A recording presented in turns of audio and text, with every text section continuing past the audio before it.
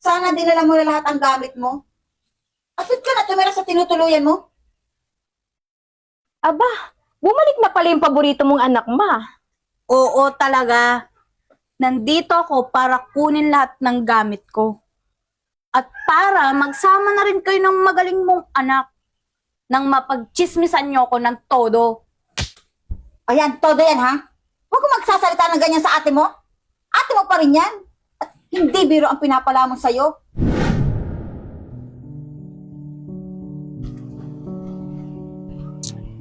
Ma, alis na muna ako.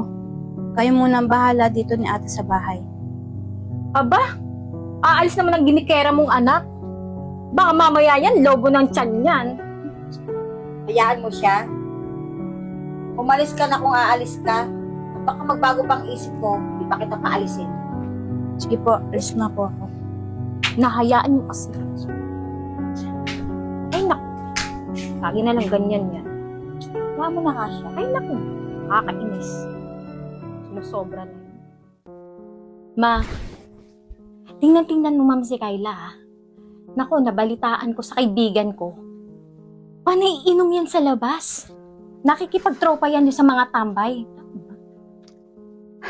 Ay nako, hayaan mo na yung kapatid mo si Kayla. Malaki na yun. Kaya na nun ang sarili niya. Ang mahalaga, may trabaho ka. At saka maganda. Kaya proud ako sa'yo eh. Bantay-bantayan mo yan, ha? Baka may dinadala na yan dito.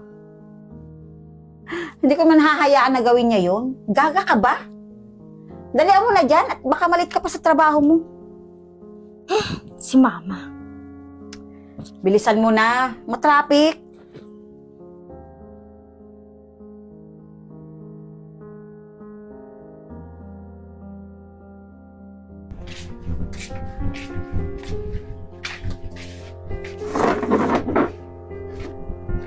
Hoy, Kayla. Baka naman pwedeng maghanap-hanap ka ng trabaho. Napapagod na ako sa kakatrabaho, ha? Baka pwede namang ikaw naman. Ate, alam mo namang wala pa akong mahanapan na trabaho na magiging fit sa akin, di ba? Bakit ba pinipilit niyo ako magtrabaho? Tsaka nagpaalam naman ako sa nanay ko, ha? Paalam mo sa mama mo. Ano ba problema dun? Kayla, ano ba yan? Tama naman ang ate mo. Dapat maghanap ka na nga ng trabaho para pandagdag din sa panggastos mo. At saka, dito sa bahay. Alam mo naman na kailangan natin paghati-hatian ng budget dito. Naku, bahala kayong dalawa, magkampihan kayo. Kaya naman kayo magaling. Kami ang kapatid mo. Wala yata pangarap sa buhay yan eh. Eh, paano kasi, Ma? Nahayaan mo. Tingnan mo tuloy. Nasa mo sa...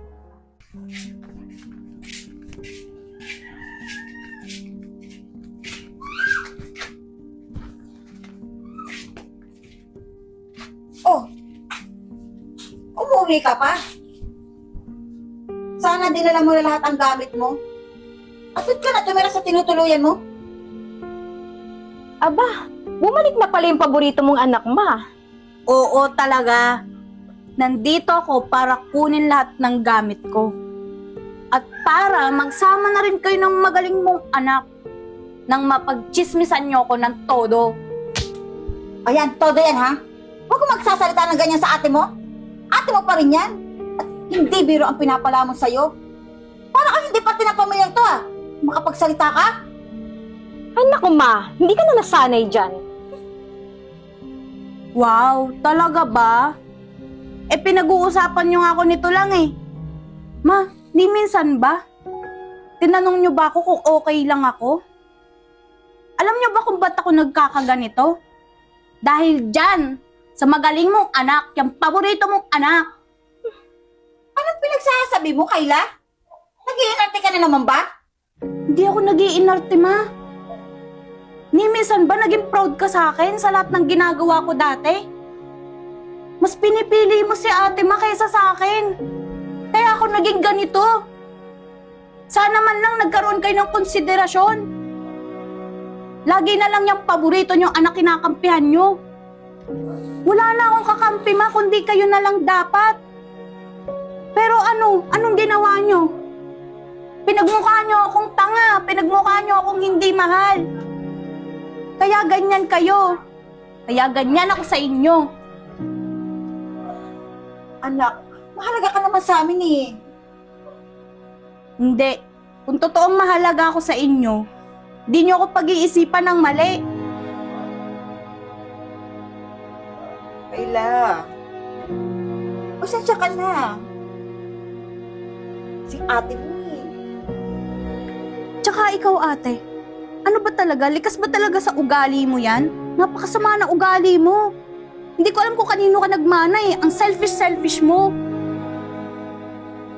Anong kaartihan yan, Kayla, ha? Alam mo, sumusobra ka ni. Hindi ka na nakakatuwa. Alam mo ba yon? Hindi talaga ako nakakatuwa dahil hindi niyo ako nauunawaan. Manahimik ka ha, isa ka pa! Kayla! Kayla!